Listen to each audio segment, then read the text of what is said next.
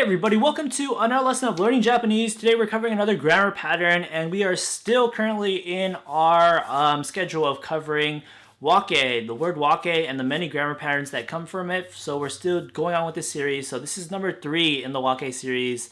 If you haven't watched the previous 2, you definitely should. We set some foundational information that is going to in turn come into here that we won't explain as much, so you'll need to know that. So check out those previous 2 videos before continuing on with this one. For those of you who have watched those 2 previous videos and are set for the information provided in this one, you're still part of the cool kids crew, so let's do this. We are now covering the next grammar pattern that is spawned from the word wake, the very confusing word wake. And so in this video, we are covering the grammar pattern that is something something something wake de wa nai to mean it's not like the something something something. Okay, so right off the bat, we're going to need to refer to information that was established in the first wake video, and that's that wake has 2 definitions, or 2 types of definitions. One is kind of this reason for something, and the second one, the more common one that is going to influence the grammar patterns, is a conclusion or a result or a situation based on contextual information. This grammar pattern right here, wake de wa nai, is going to use that second definition and not that first one. So let's just take a look at the construction of this grammar pattern, wake de wa nai. So this is basically just the negative form of stating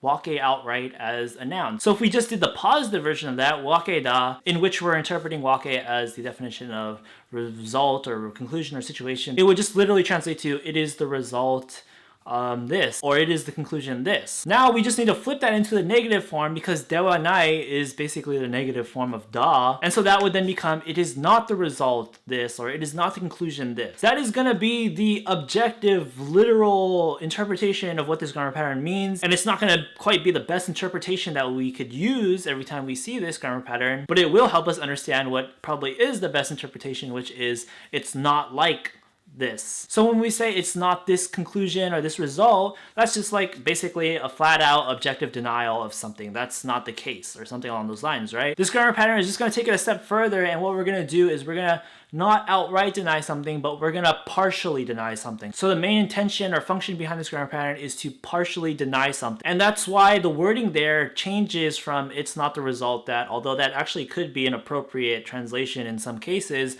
but it turns into something more like it's not like. Other common translations will include it's not as though, it doesn't have much to do with, it's not the case that, not necessarily, not altogether, not particularly, etc. So now let's just go over the construction real quick. As is the norm with most wake grammar patterns, we can use this grammar pattern with basically any kind of word, adjective, verb, noun, clause. When we're using it with a verb, it just needs to be in its plain form. If it's an adjective, e-adjective, just the e-adjective itself. So for example, the e-adjective muzukashii, muzukashii wake de wa nai. That's going to translate to it's not that hard, or it's not like it's hard. Branching off of the idea that we established in the previous video, where we can use toyu wake as well as wake, this is also going to apply to this. We can use toyu wake de wa nai instead of wake de wa nai, and it'll mean the same thing. So you can just plug in toyu between a verb and wake de wa nai, or an e-adjective and wake de wa nai. For a na adjective, you either use the na particle or toyu. So for example, kanpeki na wake de wa nai. That's going to translate to it's not like it's perfect. And for a noun, you can just have noun wake de wa nai or noun toyu wake de wa nai. Okay, so now let's jump into some actual full sentence examples. So starting off, our first line is going to be a pretty short one.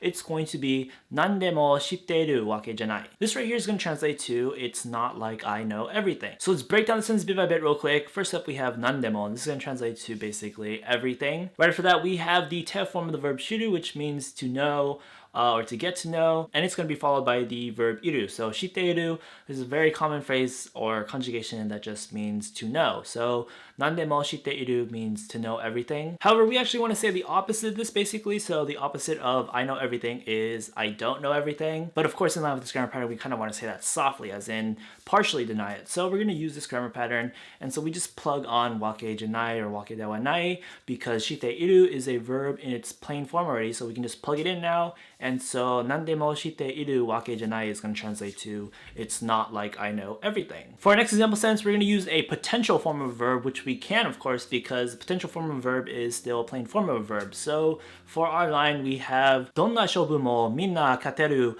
わけではない. And so this line right here is actually going to be the Japanese version of a pretty universal saying, which is you can't win them all, basically. Let's break down the sentence bit by bit here. First up, we have the word donna, which is going to translate to basically the word any, and it's going to be modifying the noun right after it, which is shobu, which is going to translate to match or game, or yeah, basically match or game. Right after that, we have the particle mo, which is kind of hard to explain what it's doing here, but it's also contributing to this expression of any game. So the literal translation of donna shobumo might be like even any game. Right after the mo is going to be the word minna, which is going to be referring to the games as well. So it's going to be all games.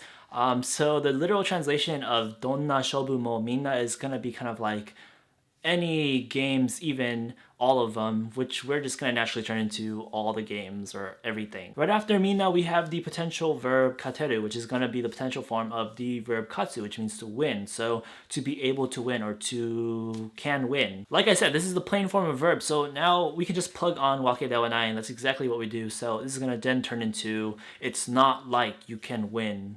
And this is, of course, going to connect to the first part of the sentence, which was どんな勝負もみんな. So it's just going to translate to it's not like you can win them all or all the games. どんな勝負もみんな勝てるわけではない. For our next example sentence, we're going to use the not adjective with the という method. And so for our line, we have 私はいつも元気だというわけではない. And this is going to simply translate to it's not like I'm always this energetic or lively or full of spirit. Break down the sentence bit by bit. First up, we have 私, which is going to translate to me or I. Was marking I as the topic of the sentence. We have the adverb itsumo, which is just going to translate to always. Then we have our not adjective, genki, which means spirited, energetic, something along those lines. It is a not adjective, so we can either just use the particle na, then use wake de wa nai, or we can plug in the dot toyu. We're going to go with that second one, and so genki dot toyu wake de wa nai is going to mean it's not like lively, and of course the subject is me. So it's not like I'm lively all the time. 私はいつも元気だというわけではない. So for our next example sentence here, we're going to get a bit more advanced with the length, and we're also going to use a verb in its negative form. So for our line, we have 彼女の友達になれなかったが友達作りができないわけではない. So this sentence right here is going to translate to our natural interpretation is just because you weren't able to become friends with that girl doesn't mean you won't be able to make friends at all. So let's break down the sentence bit by bit. 彼女 is starting off, that's just going to mean her or that girl. 彼女 is going to be part of a noun modification, and the second noun is going to be tomodachi. So basically, 彼女のtomodachi, girl and friends. So that would be friend of that girl or that girl's friend. This is going to be used in turn in the grammar pattern that is the ni naru grammar pattern, of course, which means to become. So to become that girl's friend. However, we're going to conjugate the verb naru 3 times. We're going to conjugate into its potential form, then into its negative form, then into its past form. So naru turns into nareru, which turns into narenai, which turns into narenakatta, and that's going to be was not able to become. So was not able to become that girl's friend, then we put in the